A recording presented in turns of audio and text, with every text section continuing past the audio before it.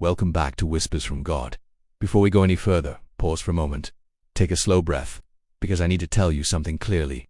You didn't click on this message by accident. You didn't randomly scroll into this at the wrong time. This specific message found you at just the right moment today. And the reason is simple. Your heart is heavier than you've been letting on. You've been holding things together. You've been showing up. You've been pushing through. But inside, you're tired. Not just physically tired, soul tired. February has that strange weight to it. The excitement of the new year fades. The goals feel harder. The energy dips. And quietly, without announcing itself, exhaustion settles in. You've been trying to stay strong, trying to stay positive, trying to stay faithful. But there has been a whisper inside you saying, "You're not doing enough.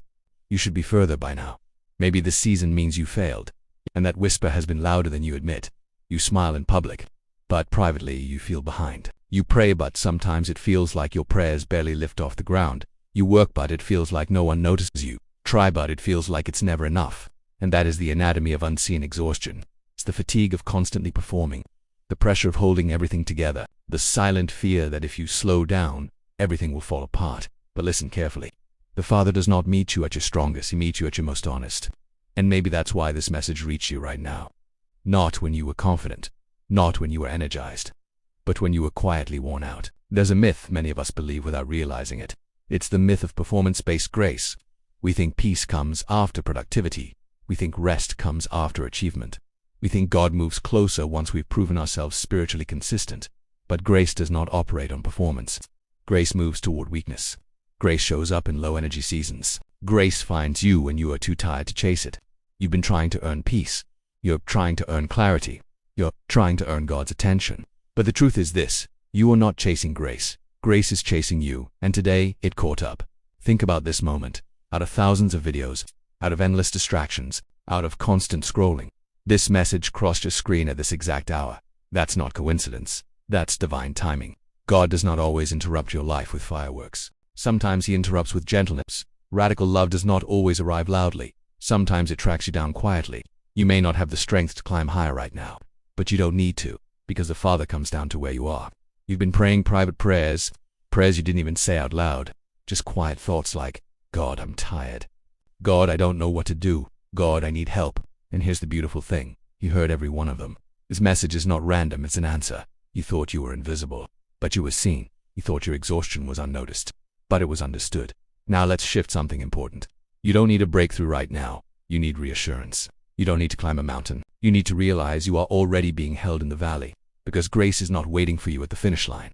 Grace is sitting beside you in the mess, and that changes everything. When you stop striving to earn peace, you begin to experience it. When you stop trying to impress God, you begin to feel carried by Him. That's what radical love feels like. It feels safe. It feels steady. It feels like being fully known and still fully accepted. You don't have to fix everything tonight. You don't have to solve your entire future this week. You don't have to prove your worth in this season right now. You just need to release. So here's something practical. Close your eyes for a moment and imagine placing your worries in open hands. The deadlines, the expectations, the silent fears, the comparison, the pressure to be more. Now imagine loosening your grip. Because grace does not demand immediate change.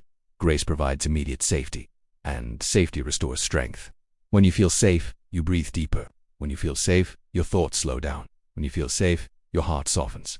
That's what this moment is. It's not hype, it's not pressure, it's presence, and presence restores. Now here's how you carry this forward. Don't turn this into another performance goal. Don't say, "Okay, now I need to be spiritually strong." Instead, adopt what I call restful obedience. Show up, do what you can, but rely on strength that isn't your own. Move forward, not from panic but from trust. You are not walking into tomorrow alone. You are not carrying this season by yourself. There is a deliberate love surrounding you, a radical love, a love that meets you in exhaustion, a love that finds you in scrolling, a love that interrupts noise with quiet reassurance. And that love is carrying you even now. So if you've been feeling unseen, if you've been feeling behind, if you've been feeling like you're barely holding it together, let this sink in. You were guided here, not to be corrected, not to be pressured, but to be reminded. You are already held. You are already loved. You are already enough in this moment. Thank you for being here with Whispers from God. If this message met you exactly where you are, like and subscribe so you don't miss the next one. And comment below, "I am carried, not chasing." Because today wasn't random. It was timed, and you are not walking forward alone. I'll see you in the next video.